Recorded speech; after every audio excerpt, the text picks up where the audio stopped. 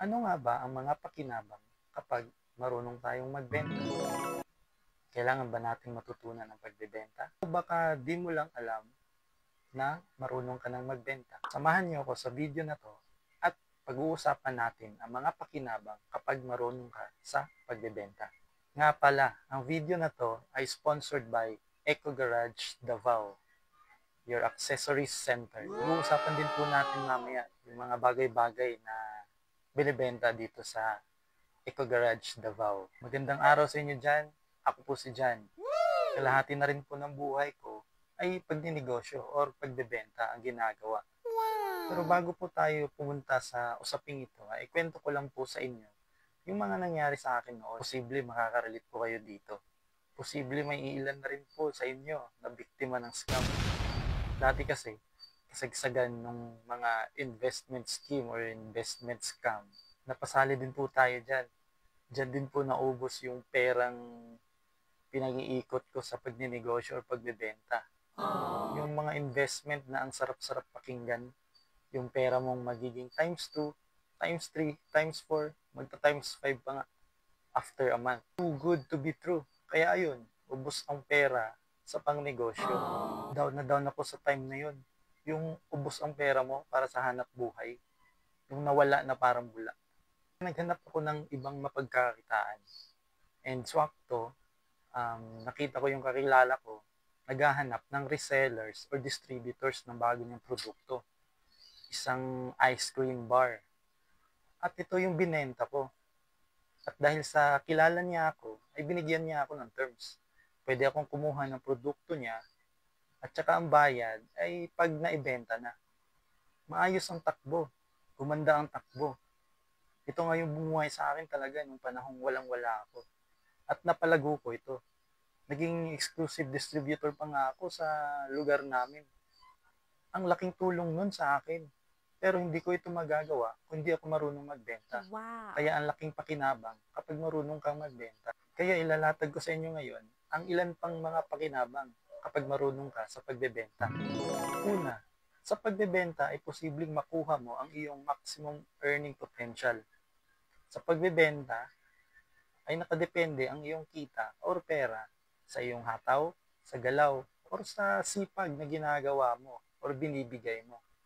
Kumbaga, unlimited ang posibleng potential income mo dito. Depende na lang talaga sa galaw mo. Isa pang pakinabang kapag ikaw ay marunong sa pagbebenta ay ikaw ay buhay kahit saan ka man ilagay. Wow. Kahit saan mang lugar o saan ka man mapadpad, kapag marunong kang magbenta, ay posibleng hindi ka mag-aalala. Kahit saan mang lugar ay may nagbebenta, may maibebenta, may nagtitinda. Kaya kung hanap buhay man ang usapan, ay may mga options ka na mga pwede mong gawin. Sa di inaasahang sitwasyon, kung ano man ang lagay mo sa buhay, nawalan ng trabaho, natapos yung kontrata sa trabaho, ay kung marunong kang magbenta, ay posibleng may mapagkakitaan ka. Kasi nga sa mga nagtatrabaho na, or mga estudyante pa, pag marunong kang magbenta, may posibleng extra income ka. And speaking of pagbebenta, dati lang din po itong kahit anong uri ang binibenta. Pero ngayon, isa ng legit at malaki at kumikita na ring negosyo, ang Eco Garage Davao. Located at number 5, Medalla Milagrosa Main Road, Buhangin, Davao City. Landmark po niyan ay malapit po sa Penong's NHA Buhangin. Different car accessories at iba pa available po dito. Kaya sa mga taga Davao, pwede nyo pong bisitahin yung shop ng Eco Garage Davao. Opens daily, Mondays to Sundays, from 7 a.m. to 9 p.m. Available din po dito ang home brand products. Meron po dito ang Eco Garage Car Shampoo. Available din po ang Eco Garage Scent Diffuser in 3 different flavors. At meron din po silang Eco Garage Dishwashing Liquid and Eco Garage Hand Soap. Direct message lang po kayo sa FB page ng Eco Garage Davao. Even outside Davao City, pwede po nilang makater. Luzon, Visayas, or Mindanao. Message lang po kayo sa page nila. Maayos kausap, madaling kausap. Eco Garage Davao, your accessories center. Ayan. At meron pa po tayong isang posibleng pakinabang kapag marunong kang magbenta. Ang pagbebenta, ang daan patungo sa negosyo. Tulad po ng sponsor ng video natin ito, ang Eco Garage Davao ay dati lang din pong nagbebenta ng iba't ibang uri ng produkto na ngayon ay isa ng legit na negosyo. Lahat ng negosyo may binebenta, mapaprodukto, serbisyo, or ideya. Kaya malaking tulong talaga pag marunong kang magbenta. Lalo na pag may ginagawa ka ng negosyo or may plano kang magnegosyo. At yan po ang iilan sa mga posibleng pakinabang pag marunong kang magbenta. Posibleng meron pa pong iba. Dagdagan nyo po. No? Share your thoughts, comment down below. Ako naniniwala kasi na ang pagbebenta ay may malaking ambag or pakinabang sa ating buhay.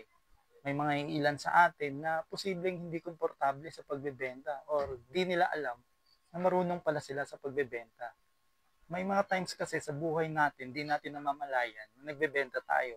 Tulad ng sa mga tropa or magkakaibigan, mag-outing kayo, may isa-suggest kang resort na venue nyo. Ibebenta mo yun, di ba? Na maganda, sulit, tsaka mura. May times din kapag ikaw ay nagtatrabaho sa isang company tulad ng, palagi natin, company ng kape. Ang ipapabili mo sa anak mo o sa mga magulang mo ay yung produkto nyo. Kukumbinsihin mo pa kasi masarap o kung ano man. Pagbebenta na rin yun na hindi natin namamalayan.